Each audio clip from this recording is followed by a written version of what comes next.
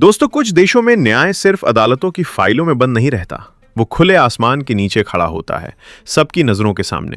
और कभी-कभी उसी खुले मैदान में एक इंसान की गर्दन तलवार से अलग कर दी जाती है। ये कोई अफवाह नहीं, ना ही इतिहास की धूल में दबा हुआ अध्याय।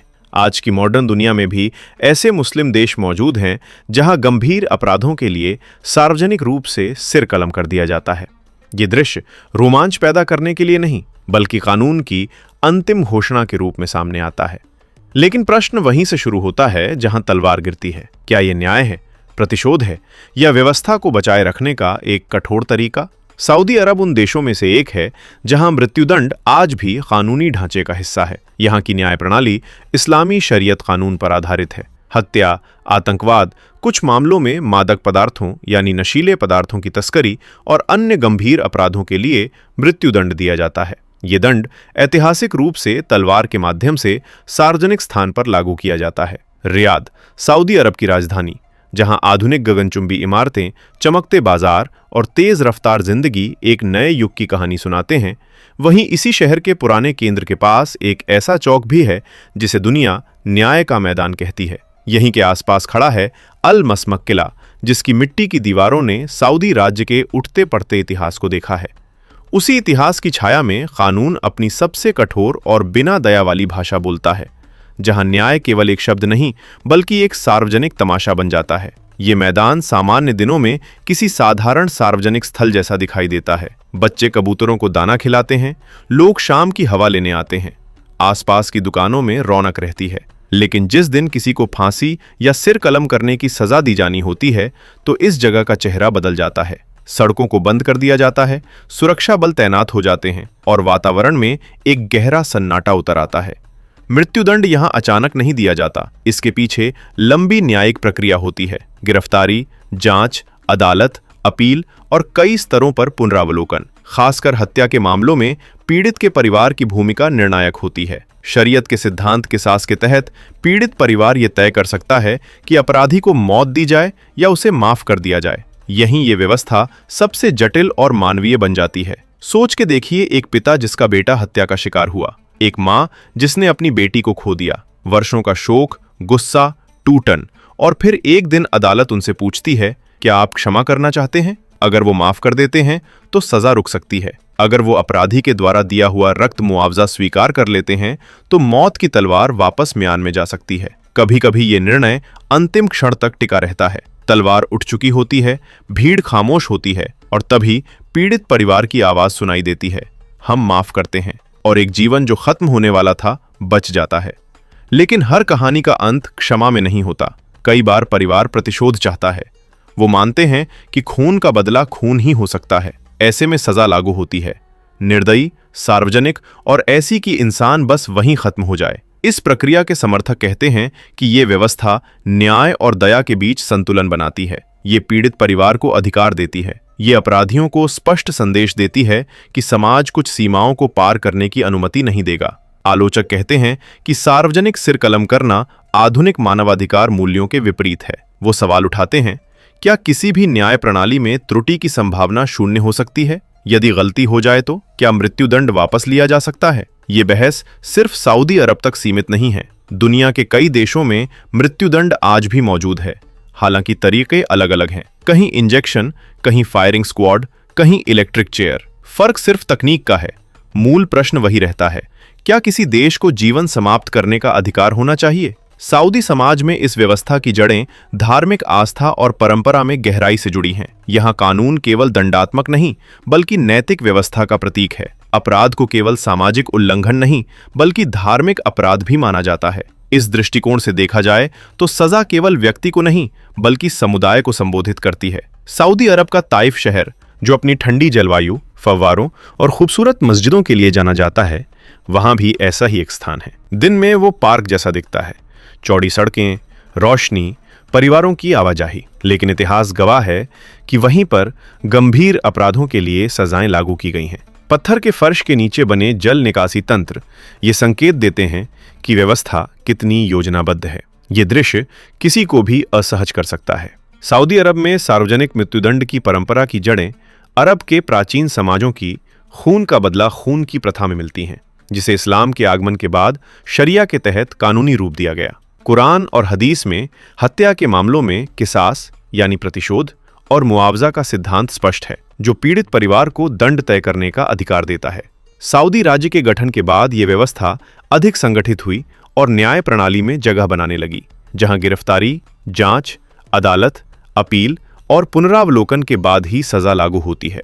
यही वजह है कि आज भी रियाद और ताइफ के वो मैदान प्रतीक हैं, सत्ता के, व्यवस्था के और उस अंतिम निर्णय के, जहां जीवन और मृत्यु के बीच कोई अपील शेष नहीं रहती।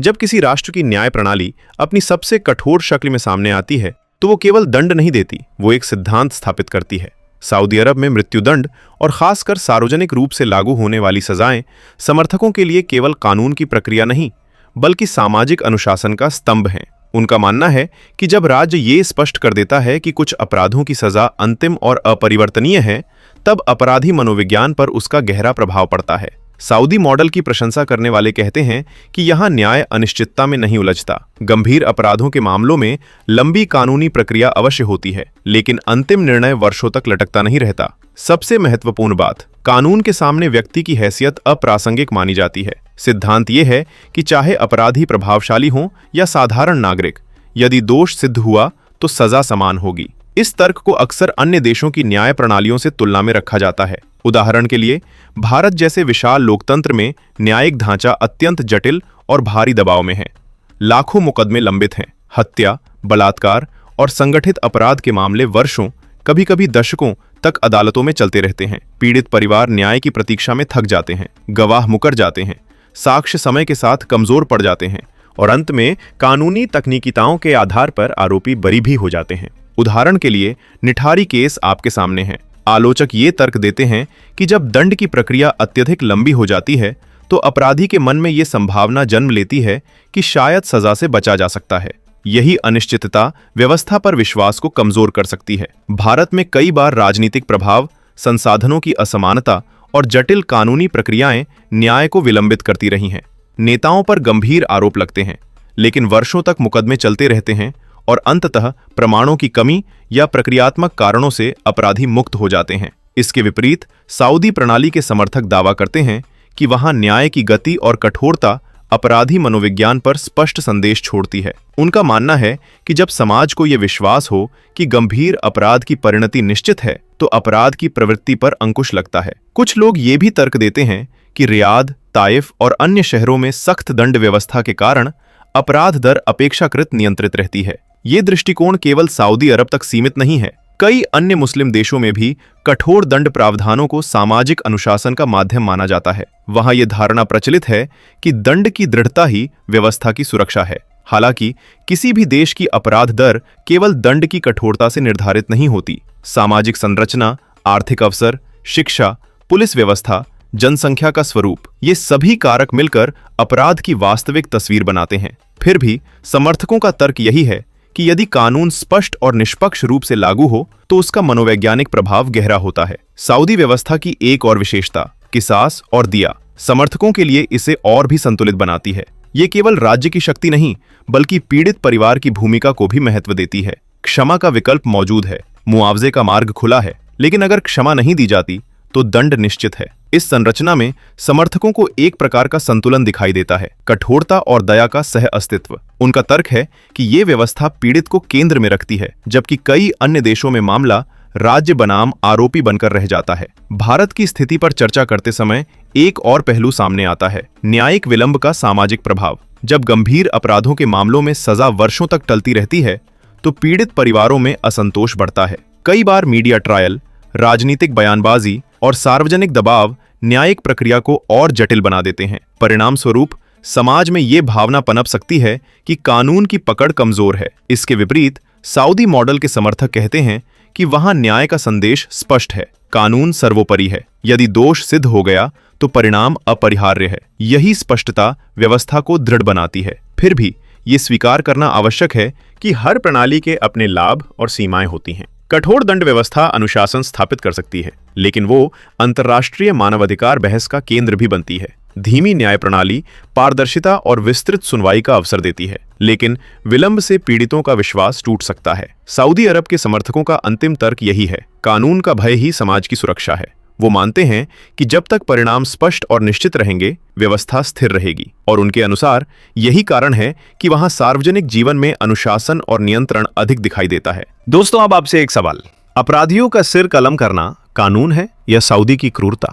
नीचे कमेंट पे अपनी राय जरूर दें। जाने से पहले वीडियो को लाइक करें, शेयर करें और ऐसी ही और वीडियोस के लिए हमारे चैनल फैक्ट इज फैक्ट्स को सब्सक्राइब करके बेल नोटिफिकेशन को भी ऑल पर सेट कर लें। धन्यवाद।